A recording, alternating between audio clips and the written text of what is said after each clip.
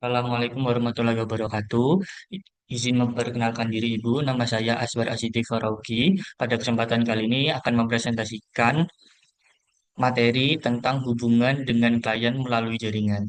Pada kesempatan kali ini dibagi menjadi 4 bagian. Yang pertama ada advertising, kemudian yang kedua ada metode-metode beriklan secara online, yang ketiga ada strategi dan promosi beriklan secara online, yang keempat ada agen perangkat lunak yang berhubungan dengan konsumen dan aplikasi-aplikasi iklan.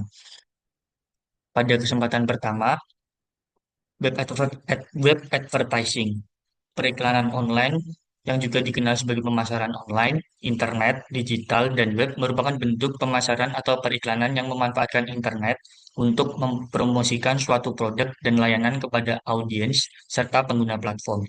Lingkupnya sangat luas, mencakup berbagai pendekatan seperti pemasaran email, kemudian pemasaran mesin pencari atau SEM, pemasaran media sosial, beragam jenis iklan tampilan termasuk iklan webinar dan iklan seluler.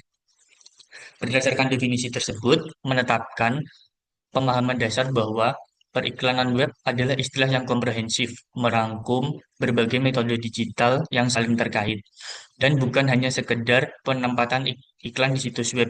Pemahaman cakupan ini sangat penting untuk mengembangkan pemikiran strategis yang tidak terbatas. Periklanan web memegang peran sentral dalam landscape pemasaran digital modern, menawarkan berbagai keunggulan yang tidak dapat ditandingi oleh iklan yang masih berbasis tradisional. Salah satu keunggulan utamanya adalah kemampuan untuk berfokus pada audiens ideal. Pengiklan dapat menargetkan audiens secara spesifik berdasarkan demografi, minat, perangkat yang digunakan, dan perilaku online. Hal ini memungkinkan iklan disesuaikan untuk menjangkau orang yang paling mungkin untuk tertarik pada produk kita atau layanan yang ditawarkan, sehingga mengoptimalkan anggaran iklan secara signifikan. Kemudian, selanjutnya ada metode-metode beriklan secara online. Yang pertama ada iklan tampilan atau display advertising. Iklan tampilan adalah salah satu bentuk periklanan web yang paling dasar dan umum. Jenis iklan ini menggunakan elemen visual seperti spanduk, gambar, dan video yang ditempatkan di situs web, aplikasi, atau media sosial. Iklan ini dirancang untuk menarik perhatian pengguna dan mendorong mereka untuk melakukan klik, kemudian akan mengarahkan mereka ke situs web atau halaman arahan pengiklan. Iklan tampilan dapat disesuaikan berdasarkan usia, minat, atau aktivitas online pengguna, menjadikannya sangat efektif untuk menargetkan suatu kelompok tertentu. Format umum iklan tampilan meliputi spanduk atau banner, halaman arahan atau landing page, kemudian pop-up atau iklan flash. Kemudian yang kedua yaitu pemasaran mesin pencari atau search engine marketing atau biasa yang disingkat SEM. Pemasaran mesin pencari atau SEM merupakan strategi iklan web yang bertujuan untuk meningkatkan visibilitas situs web di halaman hasil pencari atau SERP bagi orang yang mencari produk atau layanan yang relevan. Platform utama untuk SEM sendiri adalah Google Ads yang mendominasi pasar mesin pencari serta Bing Ads dan Yahoo sebagai alternatif lainnya. Contoh SEM sendiri adalah sebuah toko online pakaian dapat menggunakan SEM untuk menargetkan kata kunci seperti beli baju wanita, diskon celana jeans, atau harga jaket terbaru. Kemudian iklan mereka akan muncul ketika pengguna mencari produk tersebut di mesin pencari. SEM sendiri berfungsi sebagai jembatan yang sangat efisien antara niat pengguna dan konversi instan. Kemampuan untuk muncul di bagian atas hasil pencarian pada saat pengguna secara aktif mencari produk atau layanan tertentu adalah keuntungan utama. Hal ini berbeda dengan SEO yang membutuhkan waktu lebih lama untuk menunjukkan hasil. Google sendiri memperkirakan bahwa untuk setiap $1 yang dihabiskan di Google Ads, perusahaan akan memperoleh $8 keuntungan, menunjukkan sebuah potensi yang cukup besar untuk return of investment yang tinggi pada iklan. Kemudian yang ketiga yaitu iklan media sosial. Iklan media sosial sendiri adalah bentuk pemasaran digital berbayar yang digunakan untuk mempromosikan merek, produk, atau konten di berbagai platform media sosial. Salah satu keuntungan dari iklan media sosial yaitu harga terjangkau, jangkauan luas, kemudian segmentasi pasar yang mendetail. pada segmentasi pasar yang mendetail, platform media sosial menawarkan opsi penargetan yang spesifik berdasarkan usia, jenis kelamin, lokasi, minat, dan perilaku pengguna untuk memastikan iklan ditampilkan kepada audiens yang paling relevan. Selanjutnya, yaitu untuk email marketing. Pemasaran melalui email marketing merupakan salah satu strategi yang dipakai oleh sebuah bisnis untuk memberikan informasi dan mempromosikan suatu produk yang ditawarkan dengan memanfaatkan email sebagai media. Di tengah ramainya penggunaan media sosial dan iklan berbayar yang terus berubah, pemasaran email tetap menjadi salah satu saluran komunikasi yang paling konsisten dan terpercaya. Melalui email, bisnis bisa membangun hubungan jangka panjang dengan konsumen secara personal dan sesuatu yang sulit dicapai lewat iklan berbayar yang cenderung bersifat instan dan transaksional. Kemudian, selanjutnya ada mobile advertising atau iklan seluler. Iklan seluler mengacu pada iklan yang disampaikan melalui perangkat seluler nirkabel seperti smartphone, komputer, atau tablet. Format iklan seluler sangat beragam, seperti iklan SMS yang biasanya ada promo-promo dikirim melalui SMS atau MMS, kemudian iklan pencarian seluler, iklan disematkan di situs web seluler, dan iklan yang muncul di dalam aplikasi atau sebuah game. Kemudian ada iklan video atau video advertising. Video advertising adalah strategi pemasaran yang menggunakan video untuk mempromosikan suatu produk, layanan, atau merek kepada audiens target. Iklan video berfokus pada penggunaan konten video yang ditampilkan pada platform video streaming seperti video.com, YouTube, WeTV, dan lain sebagainya. Iklan-iklan ini biasanya muncul dalam berbagai penempatan dalam suatu video seperti di awal, di tengah, atau di bagian akhir sebuah video. Di iklan video ini terbukti sangat efektif dalam menarik perhatian masyarakat dan membawa konsumen potensial pada merek yang terdapat pada iklan tersebut. Daya tarik visual dan narasi dinamis yang ditawarkan format video menjadikannya alat yang kuat untuk menyampaikan pesan merek secara persuasif. Kemudian selanjutnya ada influencer marketing atau pemasaran melalui influencer. Pemasaran melalui influencer sendiri adalah strategi pemasaran yang melibatkan kerjasama dengan individu yang memiliki pengaruh di media sosial. Influencer ini bisa berupa selebriti, tokoh, tokoh masyarakat, atau tokoh publik. Kemudian ada individu dengan yang memiliki pengikut-pengikut setia. Kemudian pada pemasaran influencer ini membantu bisnis menjangkau audiens yang lebih luas dan membangun kepercayaan konsumen. Kemudian yang terakhir ada audio advertising. Audio advertising ini melibatkan penggunaan audio streaming untuk menyampaikan pesan tertentu kepada audiens target. Iklan audio ini dapat diputar di tengah-tengah podcast atau di antara lagu-lagu pada layanan streaming musik seperti Spotify. Salah satu keuntungan signifikan dari iklan video ini adalah bahwa pendengar cenderung mendengarkan iklan secara penuh, terutama jika mereka belum membayar langganan yang memungkinkan mereka untuk melewati iklan.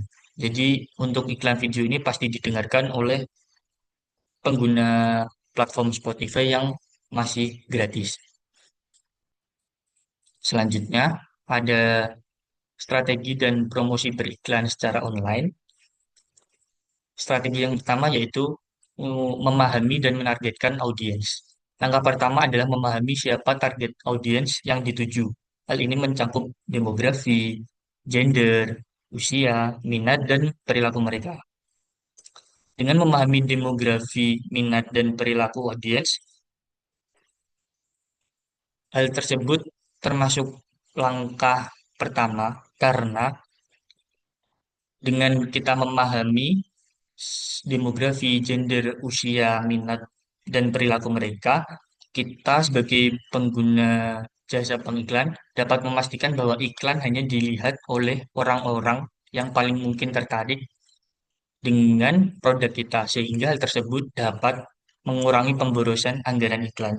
Kemudian alasan yang kedua yaitu dengan pengetahuan tentang audiens, membantu perusahaan untuk memilih di mana iklan harus muncul. apakah target pasar konsumen yaitu lebih sering di Instagram, LinkedIn, YouTube, atau sosial media lainnya. Kemudian dengan menargetkan audiens yang tepat, perusahaan tidak membuang-buang anggaran untuk menampilkan iklan kepada orang-orang yang tidak tertarik. Kemudian yang kedua yaitu ada pemasaran online dengan konten menarik. Strategi yang kedua ini memuat informasi detail mengenai produk yang dipasarkan. Isi konten memuat produk, yaitu latar belakang pembuatan, kandungan produk, dan unique selling point atau yang bisa disingkat USP. Isi konten kemudian dapat dikemas dengan semenarik mungkin agar dapat menarik perhatian para audiens. Informasi tersebut bisa dibuat dalam bentuk artikel, komik, video pendek, dan semakin unik suatu informasi yang diberikan, maka semakin bagus potensinya untuk memikat calon konsumen. Kemudian strategi yang ketiga yaitu pengukuran dan analisis kinerja iklan. Pengukuran dan analisis kinerja iklan ini merupakan fondasi untuk mengoptimalisasi secara berkelanjutan dalam pengambilan keputusan beriklan yang berbasis data. Untuk komponen pengukuran sendiri terdapat tiga metrik utama. Yang pertama yaitu ada ROI atau Return on Investment. ROI sendiri merupakan indikator utama keberhasilan kampanye iklan. Dengan adanya laporan pemantauan digital, memungkinkan pelacakan pendapatan yang dihasilkan dari investasi iklan membantu menilai apakah kampanye menghasilkan keuntungan yang memadai. Kemudian yang kedua yaitu ada CPC atau cost per click. CPC adalah biaya yang dikeluarkan setiap kali seseorang melakukan klik pada iklan tersebut. Memantau dan menganalisis CPC secara cermat membantu pengiklan memahami berapa banyak uang yang dihabiskan untuk setiap tindakan yang diinginkan, sehingga dapat mengoptimalkan anggaran iklan. Kemudian yang ketiga yaitu ada CTR atau click through rate. CTR sendiri merupakan presentase orang yang melakukan klik pada iklan setelah melihatnya. CTR yang tinggi menunjukkan bahwa iklan berhasil menarik perhatian audiens. Dengan adanya laporan pemantauan digital membantu menganalisis CTR dan mengidentifikasi iklan mana yang paling efektif dalam menghasilkan tindakan yang diinginkan. Di pasar digital yang dinamis, data yang diperoleh secara real-time memungkinkan pemilik usaha untuk mengidentifikasi tren yang muncul, memahami preferensi audiens yang berubah, dan secara proaktif dapat menyesuaikan strategi campaign yang sesuai. Hal tersebut menunjukkan bahwa pemasaran modern yang ada pada saat ini merupakan proses yang adaptif dan iteratif, di mana informasi dari sebuah data adalah pendorong utama untuk perbaikan berkelanjutan dan mendorong pertumbuhan bisnis. Kemudian yang keempat ada perangkat lunak yang berhubungan dengan konsumen dan aplikasi iklan. Ada yang pertama ada perangkat lunak manajemen iklan. Perangkat lunak manajemen iklan sendiri merupakan teknologi yang dirancang untuk mendukung pembuatan iklan, manajemen promosi, penargetan, peluncuran iklan, serta pemantauan dan pengoptimalan kinerja iklan. Beberapa contoh perangkat lunak manajemen iklan yang pertama yaitu ada Google Marketing Platform, kemudian Adroll, Smartly.io, Flashtalking, dan Seltra. Kemudian yang kedua yaitu ada aplikasi data konsumen untuk iklan. Aplikasi analisis data konsumen adalah alat penting yang menyediakan data yang mendalam dari lalu lintas situs atau website, perilaku pengguna atau konsumen, dan ROI dari pemasaran. Kemudian beberapa aplikasi yang dapat digunakan seperti Google Analytics, kemudian Mixpanel, Ruler Analytics, Semrush, Adobe Analytics, dan Adverity. Kemudian selanjutnya ada platform otomatisasi pemasaran. Pada platform otomatisasi pemasaran atau MAPS ini adalah alat yang membantu produsen untuk merampingkan tugas, meningkatkan produktivitas, menghasilkan lebih banyak lead, membina lead melalui saluran penjualan, dan meningkatkan pengalaman pelanggan. Kemudian untuk beberapa aplikasi yang dapat digunakan yaitu ada Adobe Marketo Engage, Salesforce Marketing Cloud, kemudian ada Iterable, ada HubSpot Marketing Hub, Active Campaign, kemudian Drip, kemudian Get Response. Dan yang keempat yaitu perangkat lunak untuk CR, CRM, CRM maksud saya, yaitu Customer Relationship Management. Untuk perangkat lunak CRM sendiri adalah strategi bisnis dan perangkat lunak yang digunakan untuk mengumpulkan data tentang target konsumen termasuk karakteristik, kebutuhan, dan perilaku mereka dengan tujuan mengoptimalkan layanan dan menjaga hubungan pelanggan. Aplikasi CRM sangat penting untuk mengelola dan mengakses informasi seperti riwayat pembelian, preferensi, dan interaksi pelanggan lainnya. Untuk aplikasi yang dapat digunakan sendiri, yang pertama ada Salesforce, kemudian Zoho CRM, kemudian ada Agile. Dan selanjutnya adalah alasan saya kenapa memilih materi ini. Dengan adanya perkembangan teknologi yang semakin masif, telah mengakselerasi pertumbuhan industri e-commerce. Banyak masyarakat yang telah beralih dari belanja langsung menjadi belanja online. Akibat adanya kemudahan bertransaksi yang dilakukan di mana saja. Hal tersebut mengindikasikan bahwa masyarakat tertarik untuk melakukan transaksi belanja melalui e-commerce.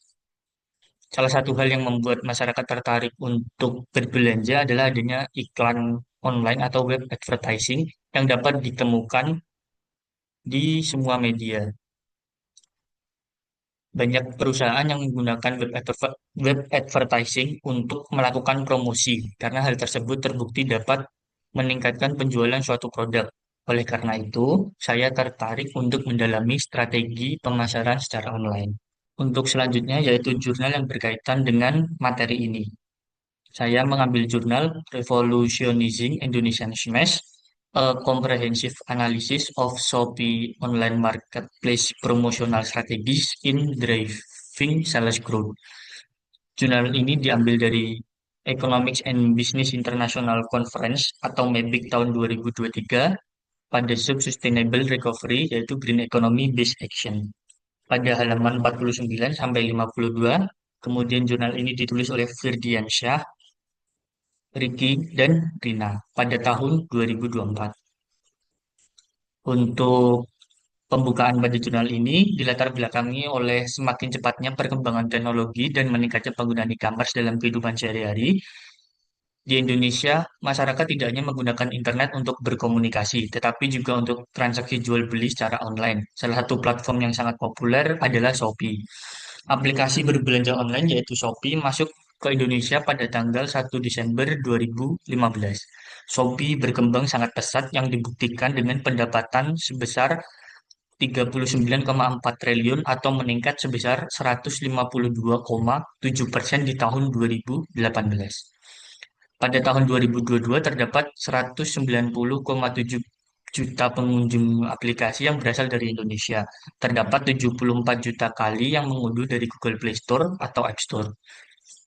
Kemudian Shopee dipilih sebagai objek penelitian karena keberhasilannya menjadi marketplace terdepan di Indonesia. Karena adanya berbagai promosi menarik seperti flash sale, gratis ongkos kirim, dan diskon besar-besaran membuat Shopee sangat diminati oleh pengguna dari berbagai kalangan, terutama pelaku UMKM.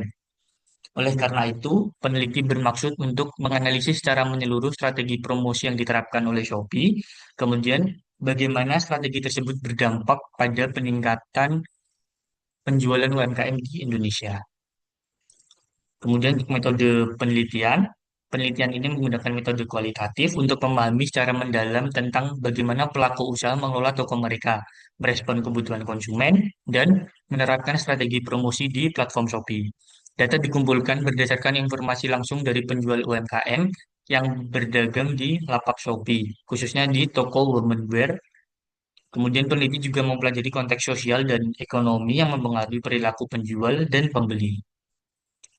Kemudian untuk literatur review, strategi pemasaran adalah rencana menyeluruh yang disusun perusahaan untuk mempengaruhi permintaan produk melalui kegiatan pemasaran. Yang kedua ada promosi. Promosi merupakan upaya aktif untuk mengenalkan suatu produk kepada konsumen agar tertarik untuk membeli. Kemudian yang ketiga yaitu marketplace. Marketplace merupakan platform online yang mempertemukan penjual dan pembeli untuk melakukan transaksi jual beli barang atau jasa. Kemudian yang ketiga, eh, Pengertian penjualan menurut Arman Hakim Nasution adalah kegiatan perusahaan yang berhubungan dengan konsumen untuk merealisasikan tujuan akhir pemasaran dan tujuan utama penjualan adalah untuk mendapatkan keuntungan. Kemudian masuk ke poin pembahasan. Yang pertama yaitu pengaruh Shopee terhadap UMKM. Hasil penelitian menunjukkan bahwa Shopee memainkan peran penting dalam mendorong peningkatan penjualan UMKM di Indonesia melalui fitur-fitur yang ditawarkan Shopee seperti gratis ongkos kirim, kemudian flash sale dengan harga super murah, diskon Shopee Live, dan promosi produk Rp1. Dengan adanya hal tersebut, masyarakat menjadi semakin tertarik untuk berbelanja melalui Shopee atau berbelanja online. Sementara pelaku usaha juga lebih mudah dalam menjual dan mempromosikan produk mereka. Kemudian yang kedua yaitu strategi promosi. Penelitian menjelaskan bahwa promosi adalah bagian penting dari strategi pemasaran. Menurut definisi dalam jurnal, promosi adalah tindakan aktif perusahaan untuk memperkenalkan dan mendorong pembelian produk. Shopee memfasilitasi promosi ini dengan sangat baik, dan hal itu terbukti dari meningkatnya kunjungan pengguna dan transaksi yang dilakukan. Untuk data statistik pendukungnya sendiri, Shopee telah mencapai 961 juta pengunjung per bulan. Kemudian di Indonesia aplikasi Shopee sendiri telah diunduh lebih dari 70 juta kali. Kemudian Shopee mencatat transaksi sebesar 39,4 triliun pada kuartal ketiga tahun 2018 dan naik drastis 152% dari tahun sebelumnya. Kemudian ada lebih dari 750 ribu penjual aktif di platform Shopee pada tahun 2022. Kemudian yang ketiga yaitu pelayanan dan kepercayaan konsumen. Shopee terus meningkatkan kualitas layanan melalui fitur seperti kemudahan transaksi, pengembalian barang, keamanan data, serta kecepatan dalam merespon kebutuhan pengguna. Hal ini berpengaruh langsung pada kepuasan dan loyalitas pelanggan. Kemudian, untuk kesimpulan dari jurnal ini, Shopee telah merubah cara UMKM di Indonesia dengan melakukan penjualan produknya secara online. Dengan strategi promosi yang terstruktur dan menarik, Shopee mampu memberikan dampak yang signifikan terhadap pertumbuhan penjualan UMKM. Pemahaman terhadap perilaku konsumen menjadi kunci utama. UMKM yang memahami apa yang diinginkan pasar mampu menyesuaikan produk dan promosi mereka dengan lebih efektif. Selain itu, Shopee menyediakan tools dan fasilitas yang memungkinkan penjual untuk bersaing di pasar digital, bahkan dengan modal yang terbatas. Cukup sekian presentasi dari saya, kurang lebihnya mohon maaf. Wassalamualaikum warahmatullahi wabarakatuh.